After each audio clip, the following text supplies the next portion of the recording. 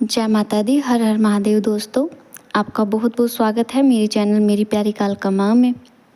दोस्तों, आज हम बात करने वाले हैं पार्थिव शिवलिंग के बारे में। आप सब जानते हो कितना महत्व शिव पुराण में, शास्त्रों में हमारे बताया गया है कि पार्थिव शिवलिंग की पूजा करना, यदि आप ज़्यादा सामान भी आपके पास नहीं है वो भी मायने नहीं रखता, लेकिन यदि आप पार्थिव शिवलिंग का निर्माण कर लेते हैं और श्रद्धा भाव से, भगवान भाव के भूखे ज़्यादा होते हैं, अगर आप पूरे भाव से भगवान को मना लेते हैं तो आपके जीवन के सभी संकट दूर हो जाते हैं। दोस्तों देखिए, मैंने सब सामान यहाँ पर इकट्ठे कर लिए हैं और भगवान भोलेनाथ को प्रसन्न करने की कोशिश कर रही हूँ। मिट्टी पहले ही तैयार कर रखी थी, अब शिवलिंग बनाना मैंने शुरू कर दिया है।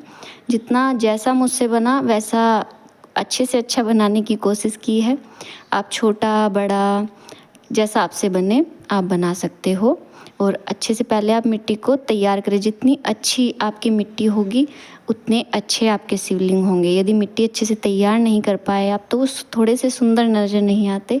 तो कोशिश करें आप मिट्टी अच्छे से, उसको जैसे आटा करते हैं ना, आटा गूँथते हैं, उसी तरीके से आप अपनी मिट्टी को गूँथ कर तैयार करें। माता पार्वती ने भी शिवलिंग, जो पार्थिव शिवलिंग थे, उन्हीं का निर्माण करके भगवान भोलेनाथ को प्रसन्न किया था। तो ऐसे ही आप भी भोलेनाथ को प्रसन्न कर सकते हैं। और ख़ास दिनों को तो आप कभी भी ना छोड़ें।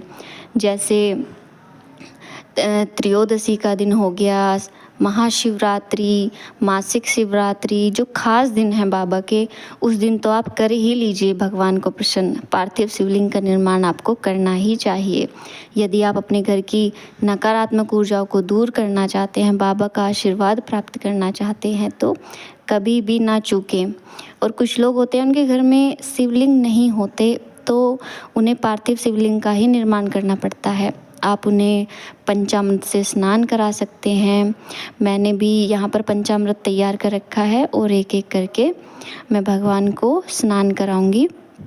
और जैसे गंगा जल में मैंने ये मिट्टी तैयार की थी पूरे तरीके से, आप भी कर सकते हो।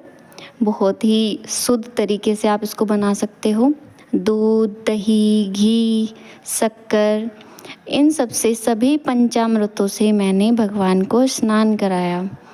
और फिर उसके बाद मैंने गंगा जल से या आप सामान्य जल से, जैसी आपकी श्रद्धा है, भगवान को आप फिर साफ़ करते। ये पार्थिव शिवलिंग ले लीजिए, चाहे और भी शिवलिंग, जो मंदिर के शिवलिंग होंगे वे, अगर आप पंचामृत से स्नान कराते हो तो उसके बाद आपका फ़र्ज़ बैठता है कि आप साफ़ पानी से शिवलिंग को साफ़ करें। वहाँ पर गंदगी बिल्कुल ना छोड़े, वरना आपकी पूजा का आपको फल ही नहीं मिलेगा। आप और वहाँ पर गंदगी फैला दोगे। तो सफाई का भी थोड़ा ध्यान रखें यदि आप पंचामृत से भगवान को स्नान कर रहे हैं। ये अष्टगंध से मैंने भगवान का त्रिपुंड बनाया।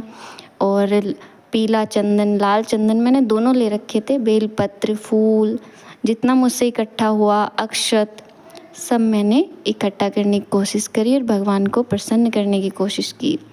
आप प्रार्थना कर सकते हैं उस समय पर जब आप स्नान कराते हैं भगवान को। ओम नमः शिवाय का जाप, श्री शिवाय नमस्तुभ्यम का जाप आपको करते रहना चाहिए।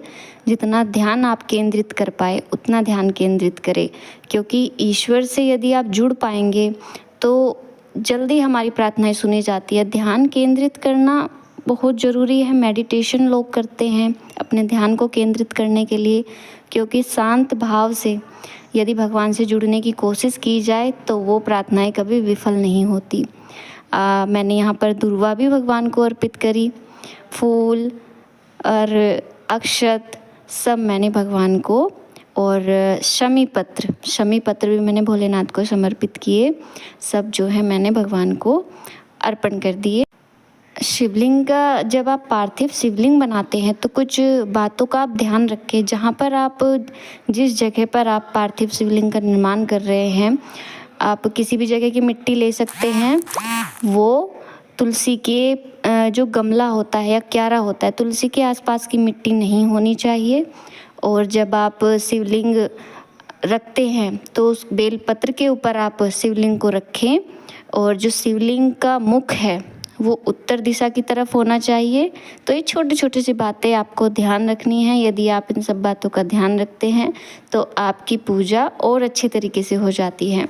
शिवलिंग के जो मुख है वो सभी जानते हैं उत्तर दिशा की तरफ होता है। पूजा समाप्त होने के बाद आप धूप दीप से भगवान की पूजा कर लेते हैं। तो अब समय आता है विसर्जन का। भगवान के जो पार्थिव शिवलिंग हैं पूजा के बाद उसको विसर्जित किया जाता है। हमारे पास कहीं नदी या नाला नहीं है, तालाब नहीं है, तो अपने गमले में ही आप पार्थिव शिवलिंग का विसर्जन कर सकते हैं। विसर्जन के बाद ही आपकी पूजा पूर्ण मानी जाती है। तो मित्रों, ऐसे आप पार्थिव शिवलिंग के द्वारा भगवान भोलेनाथ को प्रसन्न कर सकते हैं। और मैं अपनी बात को अब यहीं समाप्त करती हूँ। आशा करती हूँ आपको ये जानकारी पसंद आई होगी। मिलती हूँ एक नई जानकारी के साथ। तब तक आप अपना ध्यान रखें, ख्याल रखें, अपने पूजा पाठ में लगे रहें। जय माता दी। हर हर महादेव।